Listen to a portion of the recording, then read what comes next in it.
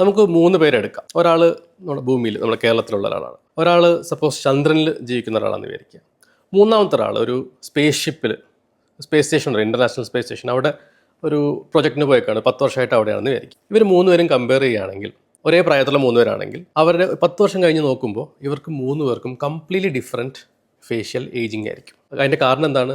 Gravity. ഇപ്പോൾ ഭൂമിയിലെ gravity 9.8 ആണ് മീറ്റേഴ്സ് പെർ സെക്കൻഡ് സ്ക്വയർ. ചന്ദ്രനിൽ വളരെ കുറവാണ്, റഫ്ലി ഐ തിങ്ക് അറൗണ്ട് 5 or 6 അങ്ങനെയാണ്. ഈ സ്പേസ് സ്റ്റേഷനിൽ ഗ്രാവിറ്റി ഒട്ടുമില്ല, പറന്ന് നടക്കുന്നതാണ്. അപ്പോൾ ഈ ഗ്രാവിറ്റിയുടെ എഫക്റ്റ് കാരണം ഈ ദശ എല്ലാം അടിയിലേക്ക് വന്നുകൊണ്ടേയിരിക്കും. അപ്പോൾ നമുക്ക് ഒന്നും ചെയ്യാൻ പറ്റില്ല. അപ്രൈറ്റ് ആയിട്ട് നടക്കുന്ന ഒരാൾക്ക് സ്കിൻ സാഗ് ചെയ്തുകൊണ്ടിരിക്കും. ഭൂമിയിലൊരാൾക്ക് നല്ല സാഗിങ് ഉണ്ടാവും. ചന്ദ്രനിലൊരാൾക്ക് അത്രയും ഗ്രാവിറ്റി ഇല്ലാത്ത കാരണം അത്രയും ഏജിങ് ഫീച്ചേഴ്സ് ഉണ്ടാവില്ല. എന്നാൽ ഈ സ്പേസ് ഷിപ്പിൽ ഉള്ള ആൾക്ക് വളരെ കുറവായിരിക്കും ഈ ഏജിങ് ഫീച്ചേഴ്സ്. അതുകൊണ്ട് തന്നെ അവർക്ക് ആ യൂത്ത്ഫുൾ ലുക്ക് കുറേ നാൾ കിടക്കും. മാത്രമല്ല അവർക്ക് പല ചേഞ്ചസ് ഉണ്ട് സ്പേസ് ഷിപ്പിൽ. അത് എല്ലാം സയൻറ്റിഫിക്കലി സ്റ്റഡീഡാണ്.